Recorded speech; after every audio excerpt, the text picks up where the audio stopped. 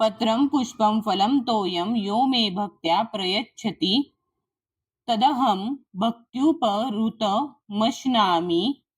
प्रयतात्मनः। 26. पत्रम पान, पुष्पम फूल, फलम फळ, तोयम पाणी। यहा जो कोणी, मे मला, भक्त्या भक्तिभावाने, प्रयच्छती अर्पण करतो, तत ते, अहम मी, भक्ती उपहतम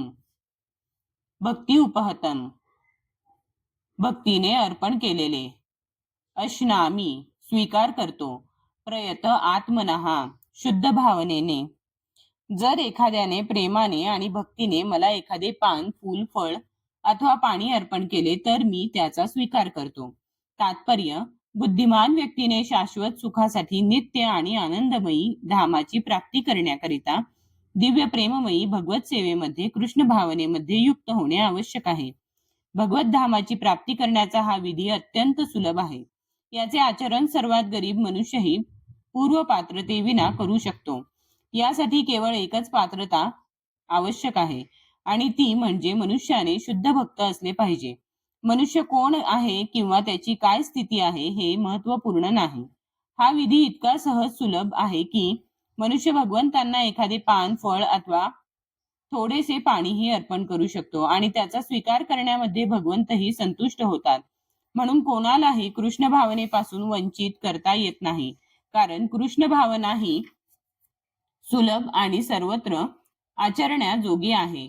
इतक्या सहज सोप्या पद्धतीद्वारे कृष्ण भावना भावित न होण्याची आणि सच्चिदानंद जीवनाची प्राप्ती करण्याची इच्छा न करणारा असा मूर्ख कोण असू शकेल। श्रीकृष्णांना प्रेममयी सेवेव्यतिरिक्त इतर कशाचीही अपेक्षा नसते। श्रीकृष्ण एखाद्या फुलाचाही आपल्या शुद्ध भक्ताकडून स्वीकार करतात, ते अभक्तांकडून कोणत्याही गोष्टींचा स्वीकार करीत नाहीत। ते स्वावलंबी असल्यामुळे त्यांना कोणाकडूनही कशाचीही अपेक्षा नसते, तरीही ते भक्ताकडून प्रेमभावाचे आदान प्रदान करण्याकरिता भक्ताच्या भेटीचा स्वीकार करतात। कृष्ण भावनेचा विकास करणे म्हणजेच जीवनाची परिपूर्णता गाठणे होय। श्रीकृष्णांची प्राप्ती करण्याकरिता भक्ती हे केवळ एकच साधन असल्याचे दर्शविण्यासाठी या श्लोकामध्ये भक्ती या शब्दाचा 2 वेळा उल्लेख करण्यात आला आहे। इतर कोणत्याही साधनाने, उदाहरणार्थ ब्राह्मण, विद्वान, पंडित, गर्भ श्रीमंत किंवा महान तत्वज्ञानी झाल्याने आपण श्रीकृष्णांना आपली भेट स्वीकारण्यास बाध्य करू शकत नाही। भक्तीविना भगवंत कोणाकडूनही कोणत्याही गोष्टींचा स्वीकार करण्यास तयार होत नाहीत। भक्ती ही कधीच हेतू प्रेरित नसते। भक्ती ही शाश्वत आहे आणि परमसत्याच्या सेवेप्रित्यर्थ हे प्रत्यक्ष कर्म आहे। भगवान श्रीकृष्ण आपणच एकमात्र भोक्ता, आदिपुरुष आणि सर्व यज्ञांचे वास्तविक अधिष्ठाता असल्याचे सिद्ध करून झाल्यावर या ठिकाणी आपण कोणत्या प्रकारचा यज्ञ स्वीकारतो हे सांगतात। शुद्ध होण्याकरिता आणि जीवनाच्या अंतिम ध्येयाची दिव्य प्रेममयी भगवत सेवा प्राप्ती करण्यासाठी जर मनुष्याला भगवत भक्तीमध्ये युक्त होण्याची इच्छा असेल तर त्याने भगवंत आपल्याकडून काय इच्छितात हे जाणून घेतले पाहिजे। जो श्रीकृष्णांवर प्रेम करतो तो त्यांना जे हवे असेल ते अर्पण करतो आणि भगवंतांना नको असलेली किंवा भगवंतांनी न विचारलेली कोणतीही गोष्ट अर्पण करणे टाळतो। यास्तव मांस, मासे आणि अंडी श्रीकृष्णांना अर्पण करू नयेत। जर असे पदार्थ आपल्याला अर्पण करावी अशी त्यांची इच्छा असती तर त्याप्रमाणे त्यांनी सांगितले असते। या उलट ते स्पष्टपणे सांगतात की मनुष्याने मला एखादे पान, फळ, फूल आणि पाणी अर्पण करावे आणि मी त्याचा स्वीकार करेन। म्हणून आपण जाणले पाहिजे की श्रीकृष्ण मांस, मासे, अंडी यांचा स्वीकार करणार नाहीत। भाजीपाला, धान्य, फळे, दूध आणि पाणी इत्यादी मनुष्यासाठी योग्य खाद्यपदार्थ आहेत आणि स्वतः भगवान श्रीकृष्णांनी याचे विधान केले आहे। या व्यतिरिक्त आपण इतर जे काही खातो ते श्रीकृष्णांना अर्पण करता येत नाही, कारण ते त्याचा स्वीकार करणार नाहीत। जर आपण असे खाद्यपदार्थ अर्पण केले तर आपण प्रेममयी सेवा करू शकणार नाही। 3ऱ्या अध्यायातील 15व्या श्लोकामध्ये भगवंत सांगतात, केवळ यज्ञाचे अवशेषच पवित्र असतात आणि जे जीवनामध्ये प्रगती करण्याच्या प्रयत्नात आहेत व ज्यांना संसार बंधनातून मुक्त व्हावयाचे आहे त्यांच्यासाठी केवळ असे अवशेष सेवन करणेच योग्य. संसार बंधनातून मुक्त व्हावयाचे आहे त्यांच्यासाठी केवळ असे. तिसऱ्या अध्यायातील 15व्या श्लोकामध्ये भगवंत सांगतात, केवळ यज्ञाचे अवशेषच पवित्र असतात आणि जे जीवनामध्ये प्रगती करण्याच्या प्रयत्नात आहेत व ज्यांना संसार बंधनातून मुक्त व्हावयाचे आहे त्यांच्यासाठी केवळ असे अवशेष सेवन करणेच योग्य आहे. त्याच श्लोकामध्ये पुढे भगवंत सांगतात की जे आपले अन्न अर्पण करीत नाहीत ते केवळ पापच भक्षण करतात. दुसऱ्या शब्दांत सांगावयाचे तर त्यांचा प्रत्येक घास हा त्यांना मायाजालाच्या गर्तेत अधिकाधिक खोलवर ढकलत असतो.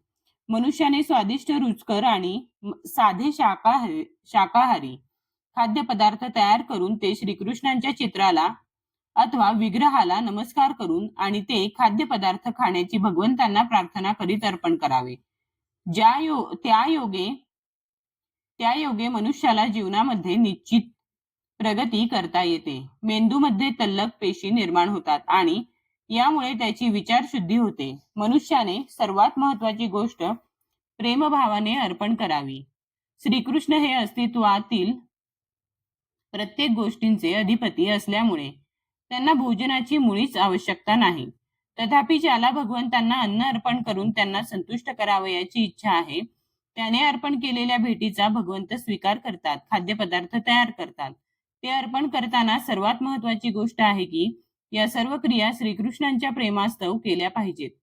परमसत्य हे इंद्रिय रहित आहे असे प्रतिपादन करणारे निर्विशेषवादी दार्शनिक भगवद्गीतेच्या या श्लोकाचे स्पष्टीकरण देऊ शकत नाही. त्यांच्यासाठी हा श्लोक म्हणजे एक रूपक आहे किंवा भगवद्गीतेचा वक्ता श्रीकृष्ण यांचा भौतिक स्वरूपाचा दाखला आहे. परंतु वस्तुतः भगवान श्रीकृष्णांना इंद्रिये आहेत आणि असे म्हटले आहे की त्यांची इंद्रिये परस्परानुगामी आहेत. अर्थात एक इंद्रिय इतर कोणत्याही इंद्रियाचे कार्य करू शकते. श्रीकृष्णांना परमसत्य म्हणण्याचा आशय हाच आहे.